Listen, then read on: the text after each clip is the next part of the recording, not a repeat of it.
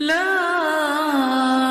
الہ الا اللہ لا جناح علیکم ان طلقتم النساء ما لم تمسوهن او تفرضوا لهن فریضہ، تم پر کوئی گناہ نہیں ہے کہ تم ایسی بیویوں کو طلاق دے دو کہ جن کو نہ تو تم نے اب تک چھوا ہو اور نہ ان کے لیے مہر مقرر کیا ہو۔ یہ ہو جاتا تھا، نکاح جو ہے بچپن میں بھی کر دیے جاتے تھے، لیکن ابھی کوئی نوبت نہیں آئی ہے، نکاح تو ہو گیا لیکن نہ کوئی مہر مقرر ہوا ہے نہ کوئی ان کی ملاقات ہوئی ہے۔ تو اگر ایسا کرو گے تو تم طلاق دے سکتے ہو۔ وَمَتِّعُوهُنَّ، لیکن شرافت کا تقاضا یہ ہے کہ جو لڑکی تم سے منسوب رہی ہے، اب اگر وہ رشتہ توڑ رہے ہو تو اسے کچھ دے دلا کر، اسے کچھ نہ کچھ متاع، کچھ سامان دنیاوی دے کر۔ مَتِّعُوهُنَّ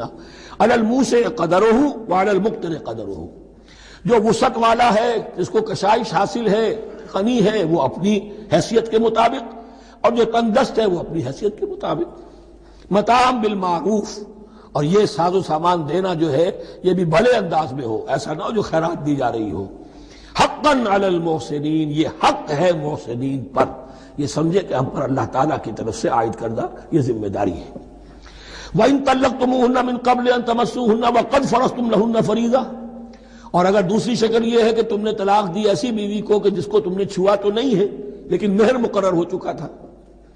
فَنِصْفُ مَا فَرَضْتُمْ، تو اب آدھا مہر جو ہے جو تم نے فرض کیا تھا، جو طے کیا تھا، اس کا آدھا تو تمہیں دینا ہی دینا ہے۔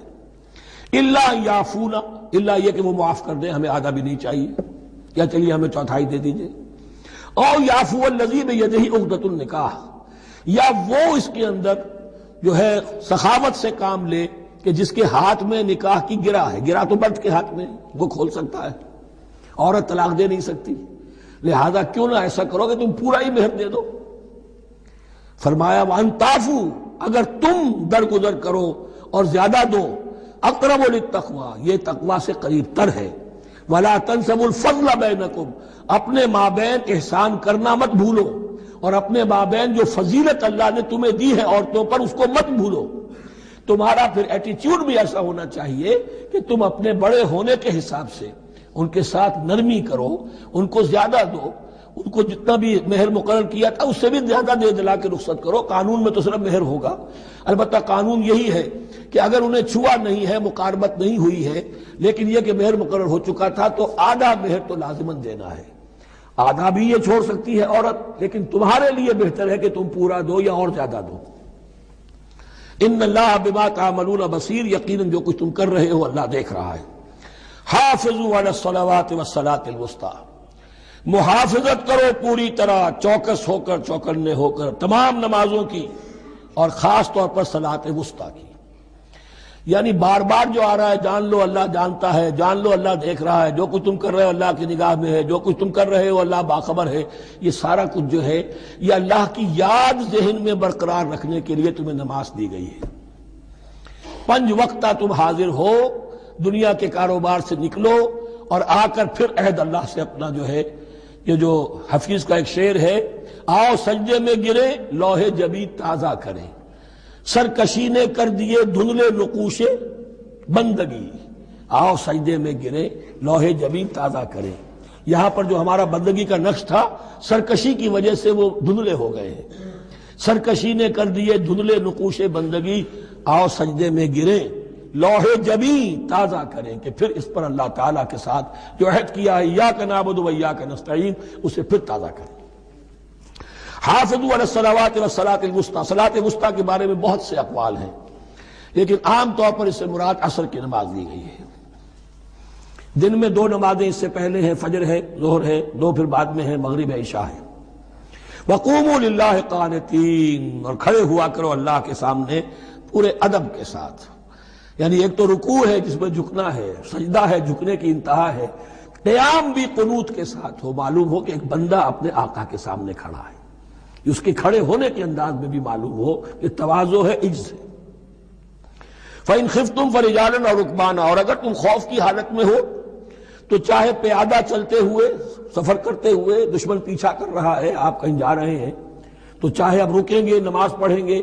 تو وہ تعاقب میں قریب آ جائے گا، تو رجالن چلتے ہوئے، یا کہیں جلدی جانا ہے اور وہاں پر ابھی فوری طور پر حملہ کرنا ہے تو اس میں یہ ہے کہ جنگ کی حالت میں یہ رعایتیں ہیں، چلتے ہوئے اور رکبانہ یا سوار ہونے کی حالت میں بھی نماز پڑھی جا سکتی ہے۔ فَإِذَا أَمِنْتُمْ، لیکن پھر جب امن میں ہو جاؤ، فَاذْكُرُوا اللَّهَ كَمَا عَلَّمَكُمْ، پھر اللہ کو یاد کرو جیسے کہ تمہیں اس نے سکھایا ہے۔ کس نے سکھایا ہے؟ محمد الرسول اللہ نے۔ صلو کما رأیتمونی اصلی، نماز پڑھو جیسے کہ تم مجھے دیکھتے ہو میں نماز پڑھتا ہوں۔ وہ ہے اللہ کا سکھایا ہوا، اس لیے کہ یہ بھی ثابت ہے روایات سے کہ حضرت جبرائیل نے آ کر حضور کو نماز پڑھائی ہے، 2 دن پڑھائی ہے۔ ایک دن 5 نمازیں اول وقت میں پڑھائیں، دوسرے دن 5 نمازیں آخری وقت میں پڑھائیں، اور بتا دیا کہ ان نمازوں کا وقت ان اوقات کے دوران ہے۔ تو معلم جو ہے حضور کے نماز کے معاملے میں حضرت جبرائیل ہے، اور اب حضور جو ہے پوری امت کے لیے معلم ہے۔ فَإِذَا أَمِنْتُمْ فَاذْكُرُوا اللَّهَ كَمَا عَلَّمَكُم مَّا لَمْ تَكُونُوا تَعْلَمُونَ، جو کہ تم نہیں جانتے تھے اللہ نے تمہیں سکھایا ہے۔ وَالَّذِينَ يُتَوَفَّوْنَ مِنكُمْ وَيَذَرُونَ أَزْوَاجًا، اور پھر دوبارہ لوٹ کر معاملہ آ رہا ہے بیواؤں کا، اور جو لوگ تم میں سے وفات دے دیے جائیں اور وہ چھوڑ جائیں پیچھے بیویاں،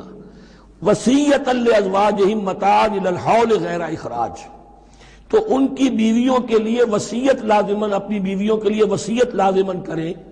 1 سال تک کے لیے نان نفقے کی، اور بغیر اس کے کہ انہیں گھروں سے نکالا جائے۔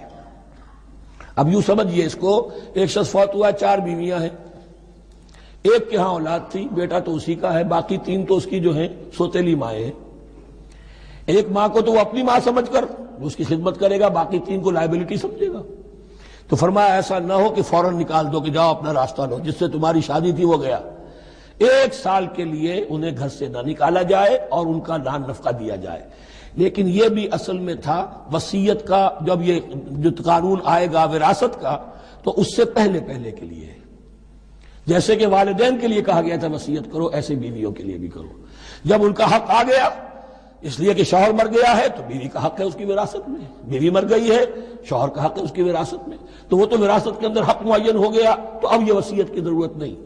اور اسی طرح 1 سال کا نفقہ نہیں ہے، اب نفقہ جو ہے وہ صرف عدت کے دوران کا ہے، جو ہم اس سے پہلے پڑھ چکے ہیں۔ فَإِنْ خَرَجْنَ فَلَا جُنَاحَ عَلَيْكُمْ فِيمَا فَعَلْنَ فِي أَنفُسِهِنَّ، لیکن اگر وہ خود نکل جائے، ظاہر بات ہے کہ عدت ہوتی 4 مہینے 10 دن، اب تم سال بھر روکو گے تو نہیں ان کو، اگر وہ شادی کر کے کہیں اور جا کے بسنا چاہیں تو تم پر کوئی الزام نہیں آئے گا، جو کچھ وہ کرتی ہیں اپنی جانوں کے بارے میں معروف ہو، بھلے طریقے پر، معروف طریقے پر۔ واللہ عزیز الحکیم، اور یقیناً اللہ تعالیٰ زبردست ہے، حکمت والا۔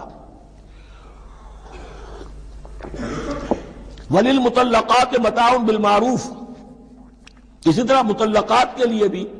ساز و سامان زندگی کی ضروریات ہے معروف طریقے پر، حقاً علی المتقین، لیکن یہ ہے عدت کے وقت تک کے لیے۔ اسی معاملے میں شاہبانو کیس میں ایک جو فیصلہ دیا تھا یہ کلکتہ ہائی کورٹ نے، اس پر پھر ہندوستان میں ایجیٹیشن ہوا۔ اس نے یہ فیصلہ دیا تھا کہ کوئی مسلمان اپنی بیوی کو طلاق دے دے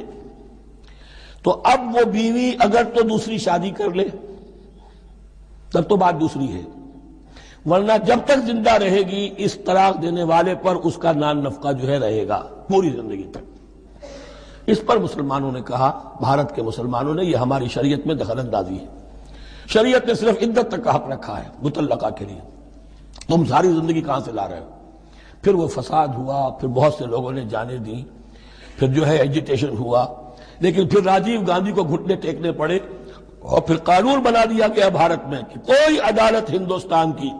including supreme court of India مسلمانوں کے آئلی قوانین میں دخل نہیں دے سکتی۔ میں سلام کیا کرتا ہوں مسلمانان بھارت کو، ہمارے ہاں ایک ڈکٹیٹر نے، فوجی ڈکٹیٹر نے آئلی قوانین بنائے